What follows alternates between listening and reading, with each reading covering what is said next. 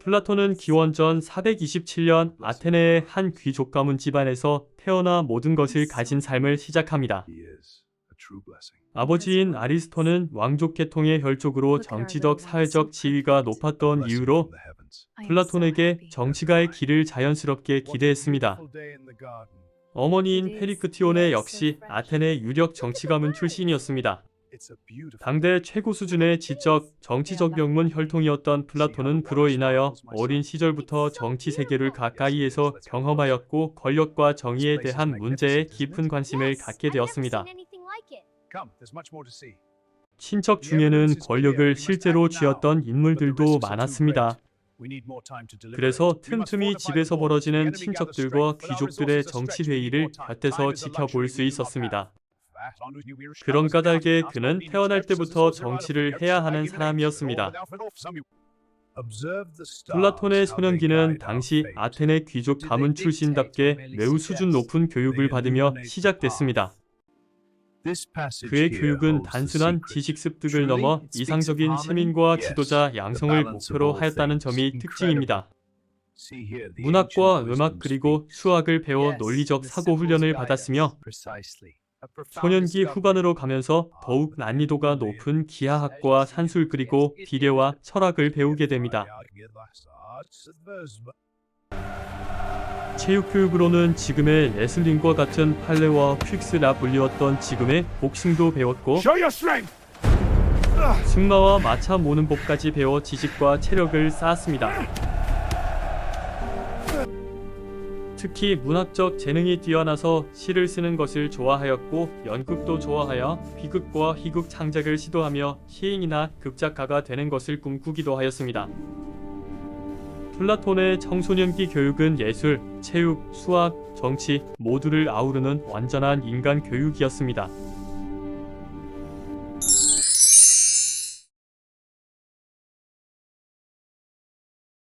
청년기에 접어든 플라톤이 어느 날 광장을 거닐다가 우연히 초라한 외모의 맨발인 소크라테스가 사람들과 대화하는 것을 보게 됩니다. 정의란 무엇인가? 사람들은 처음엔 그의 질문에 쉽게 답하였지만 그의 질문은 계속되었습니다. 사람들은 답하지만 계속 반박당하고 결국 아무도 답하지 못하였습니다. 단순한 관찰자였던 플라톤도 차츰 대화에 동참하게 되었습니다. 자네는 정의를 무엇이라 생각하는가? 다가온 플라톤에게 소크라테스가 물었습니다. 법을 지키는 것입니다. 그렇다면 잘못된 법도 정의인가? 플라톤의 대답에 소크라테스가 다시 물었습니다.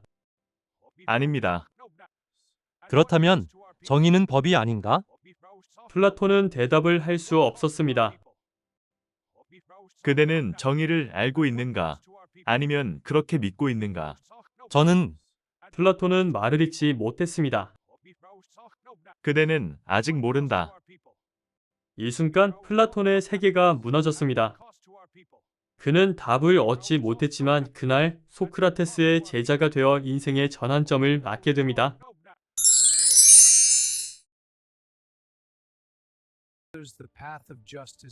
어느 날 시장길을 가다가 플라톤이 소크라테스에게 조심스럽게 물었습니다. 스승님, 왜 답을 알려주시지 않고 계속 질문만 하십니까? 나는 답을 주는 사람이 아니라 너희가 스스로 깨닫게 돕는 사람이다.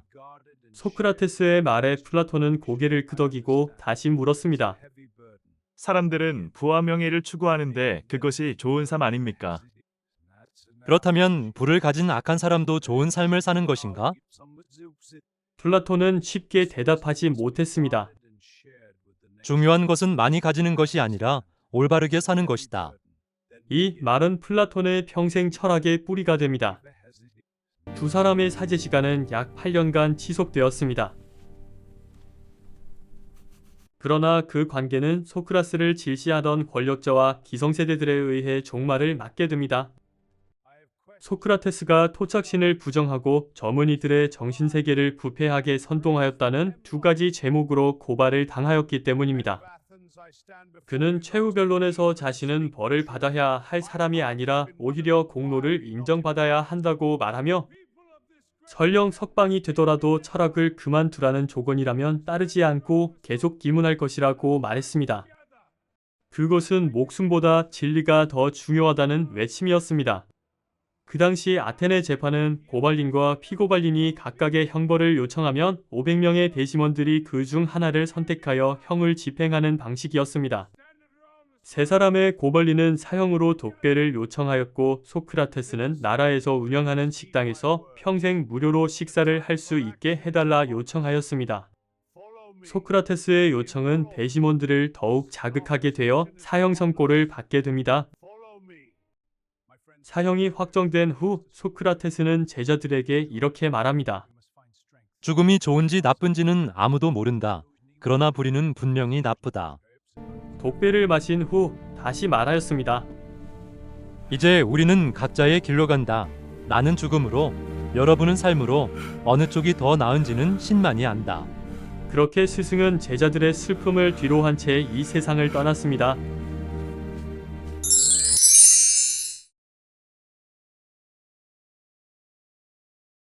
소크라테스가 세상을 떠난 후 플라톤은 가장 정의로운 사람이 가장 부당하게 죽었다는 생각에 깊은 고뇌에 빠졌습니다. 그에게 아테네는 더 이상 정의로운 도시가 아니었습니다. 진리를 말했을 뿐인데 죽임을 당하는 곳에 머물 이유가 없다.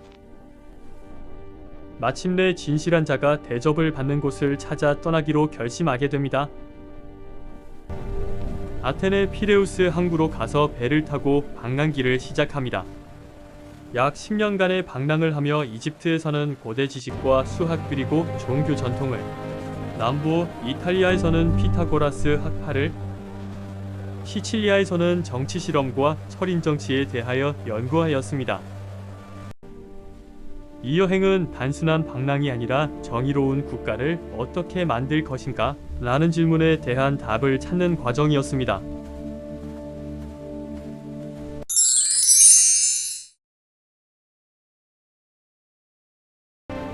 플라톤이 여행 중 시칠리아의 강력한 도시 시라쿠사를 찾아갔을 때였습니다. 그곳의 통치자 디오니시오스 1세를 아련하게 되었습니다. 그의 여행의 목적이었기도 한 정의로운 사람이 통치하는 나라에 관한 자신의 의견을 토로하는 것이었습니다. 왕이시여, 정의로운 통치자는 자신의 욕망이 아니라 진리를 따라야 하옵니다. 하지만 문제는 디오니시오스가 절대 권력을 가진 폭군이었다는 것이었습니다. 플라톤은 계속해서 직설적으로 말하였습니다.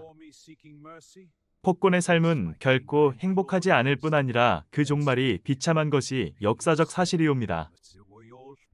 이 말에 왕은 격분하게 되었습니다. 지금 무엇이라 말하였느냐? 이 미친 철학자 놈이 나를 모욕하러 이곳에 왔구나. 결국 왕은 병사들에게 충격적인 명령을 내립니다. 이자를 쫓아내라. 아니, 노예로 팔아버려라. 플라톤은 병사들에게 끌려나가 노예시장으로 보내집니다. 플라톤은 배에 실려 아이기나 노예시장으로 끌려갔습니다. 그 당시 아테네와 적대 관계였던 아이기나의 노예시장은 아테네 사람을 노예로 사고 파는 것이 합법이었습니다. 지나가는 사람들의 철학자가 노예 신세가 되었다며 비아냥거림을 당해야 했습니다. 우연히 그곳을 지나가던 아이기나의 철학자 안니케리스가 플라톤을 알아보고 사서 풀어줍니다. 진실을 말한 대가로 철학자가 노예 신세로 전락할 뻔한 사건이었습니다.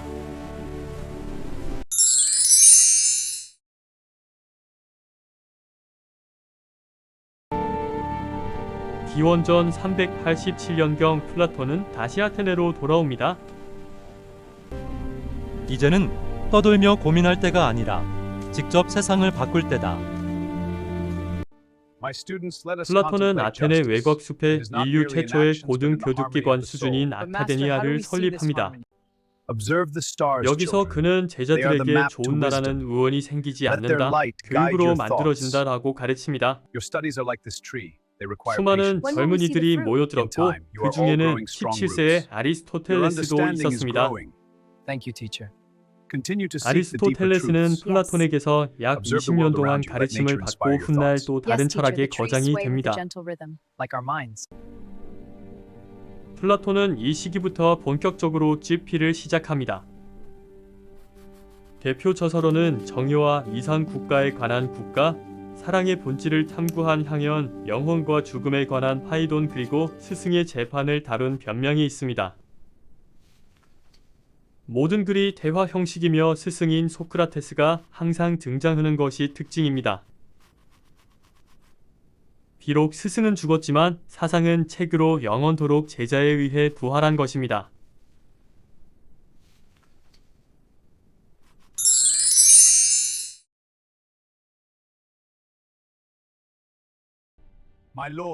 플라톤은 이론에만 머물지 않겠다는 신념으로 다시 시칠리아로 향합니다. 새로운 왕인 디오니시오스 2세를 설득하여 철학자가 통치하는 나라를 만들어 볼 계획이었습니다. 그러나 현실은 냉혹했습니다. 권력은 철학을 받아들이지 않았고 이상은 정치에 의해 무너졌습니다. 이상과 현실 사이에는 깊은 간극이 있다는 것을 깨달았습니다. 디오니소스 2세의 비웃음을 등 뒤로 들으며 시칠리아를 떠났습니다. 그는 다시 아카데미아로 돌아와 조용히 교육과 연구에 집중하였습니다. 죽기 직전까지도 아카데미아에서 제자들을 가르쳤으며 기원전 347년경 약 80세 전후로 생을 마감한 것으로 알려져 있습니다. 그는 귀족 가문에서 태어나 정치가를 꿈꾸었지만 스승 소크라테스의 죽음을 계기로 삶의 방향이 바뀌었고 진리와 정의를 바탕으로 한 이상국가를 탐구하는 철학자가 되었으며 아카데미아를 세워 서양 철학의 기초를 남긴 인물이었습니다.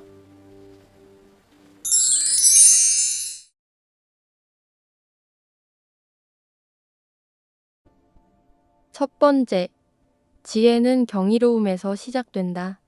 모든 철학과 배움은 왜? 라는 질문에서 출발한다는 뜻입니다. 두 번째, 정의는 각자가 자기 일을 하는 것이다. 사회가 조화를 이루려면 각자의 역할이 중요하다는 의미입니다. 세 번째, 선한 사람은 해를 입을지언정 결코 해를 끼치지 않는다. 진정한 선은 상황에 흔들리지 않는 도덕성을 말합니다. 네 번째, 교육의 목적은 몸과 마음에 아름다움을 부여하는 것이다. 단순한 지식 전달이 아니라 인격 형성이 교육의 핵심이라는 뜻입니다. 다섯 번째, 생각하지 않는 삶은 살 가치가 없다. 이 말은 스승 소크라테스의 사상과도 깊이 연결됩니다. 여섯 번째, 사랑은 인간을 완전하게 만드는 힘이다. 플라톤은 사랑을 단순한 감정이 아니라 영혼의 성장으로 보았습니다. 일곱 번째, 국가를 움직이는 것은 결국 교육이다.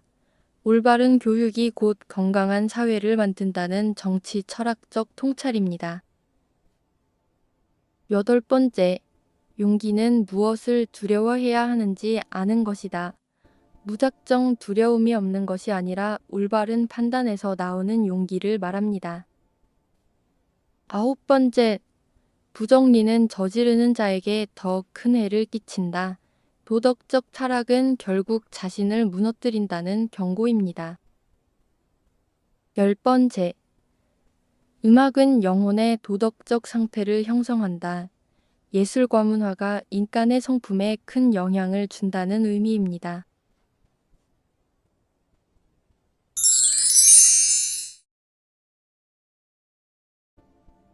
플라톤은 떠났지만 그의 질문은 아직 끝나지 않았습니다.